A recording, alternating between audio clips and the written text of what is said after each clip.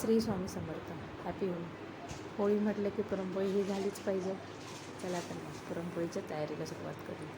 मी डाळ आधीच भिजत ठेवली होती, ती आपण चेक करूया छान भिजली आहे की नाही. अशी नखाने तुटली ना की समजायची आपली डाळ छान भिजली. ती मी एका पाण्याने धुवून घेतली आणि कुकरला लावणार आहे.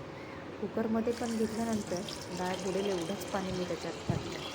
आता ते आपण मोजूनही घेऊ शकता. म्हणजे कसं आपण जसं भातावर पाणी जसं ठेवतो की आपला एक पेर वरती पाणी आहे का, म्हणजे आपल्याला कटाच्या आमटीसाठी पण पाणी लागेलच ना याचं, त्यासाठी तेवढं पाणी घ्यायचं. आता याच्यात मी तूप, थोडीशी हळद आणि चिमूटभर मीठ मिक्स केलं आहे. आता हे सर्व मी कुकरला लावते. कुकरला लावलं की पुरण लवकर होतं. कुकरला लावून मी 2 शिट्ट्या घेणार आहे. आता ह्या 2 शिट्ट्यांची वाट बघत बघत मी कणिकही मळून घेणार आहे. इथे चहाही ठेवून घेतला आहे. आता कणिक मळताना एक मज्जावर कपडे. कणिक मळून झाल्यानंतर मी ती थोडा वेळ पाण्यात भिजत ठेवणार आहे. नवीन एक पद्धत आली आहे ना, ती करून पाहायची ठरवली आहे मी आज. ती अशी पाण्यात ठेवताना त्या दोघींना असं वाटलं की मी काय वेडी झाली आहे, एवढं छान पीठ मळलं आणि ते पाण्यात काय टाकली आहे. बघा पुढे बघूया. तर म्हणजे कुकरच्या शिट्ट्याही झाल्या होत्या. मी छान डाळ आता निथळायला ठेवून देते. आता ही डाळ निथळली की आपल्या कटाची आमटीसाठी पाणीही बाहेर निघेल. मी 2 स्पून मस्त तूप घेतलं. आता त्याच्यात डाळ परतून घेऊ. ही डाळ थोडीशी मी कटाच्या आमटीसाठी पण काढून ठेवणार आहे. आता थोडीशी डाळ मी कटाच्या आमटीसाठी काढून ठेवेल आणि बाकीची पुरण म्हणून वापरून टाकेल सगळं. आता ह्या डाळीमध्ये मला अंदाज घेऊन गूळ हे मिक्स करायचं आहे.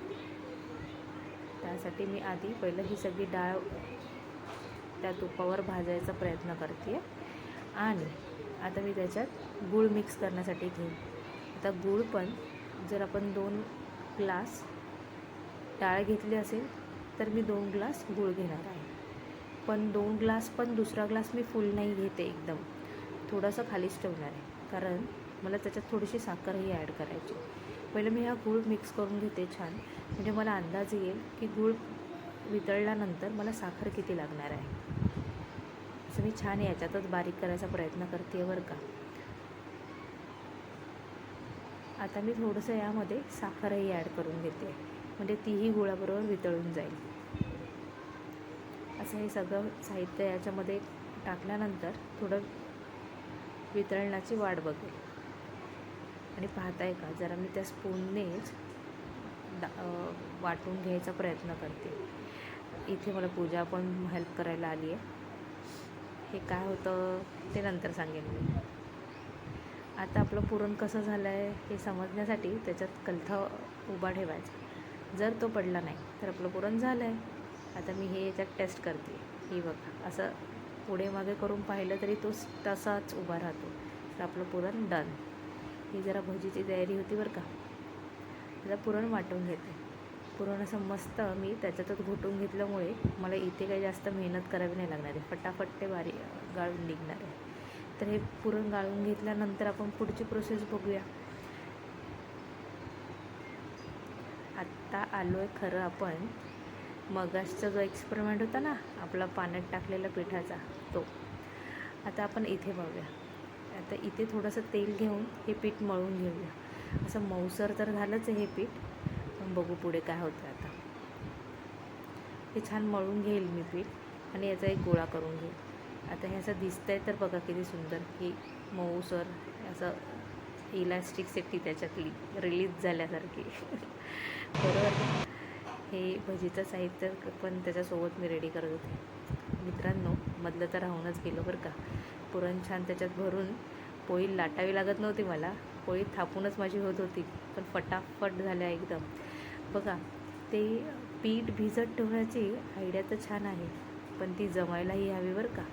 मी केली तर होती, पण माझी सक्सेसही झाली. पण माझी पहिली पोळी, आपण पहिला म्हणतो ना एक डाव देवाचा, तसं मला पहिली पुरणपोळी तर फुटली बरं का माझी. पण त्याच्यानंतरच्या इतक्या सुंदर झाल्या आणि फास्ट झाल्या. पुरणपोळी थापूनही मजा येते बरं का. कधीतरी करूनही पहा, तसं मला मजा येईल. एक्सपेरिमेंट ऑलवेज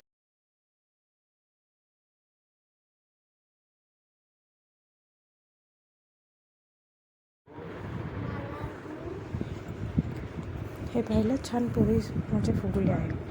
ही पोळी तर फुगली आहे छान, पण तुम्हाला पहिली पोळी खराब झालेली पण दाखवली पाहिजे ना. सगळ्याच गोष्टींमध्ये व्हिडिओमध्ये आपण छान छान बघतो, पण आपण जेव्हा नवीन एक्सपेरिमेंट करायला जातो ना, त्याच्यातही आपलं काहीतरी चुकतं बरं का.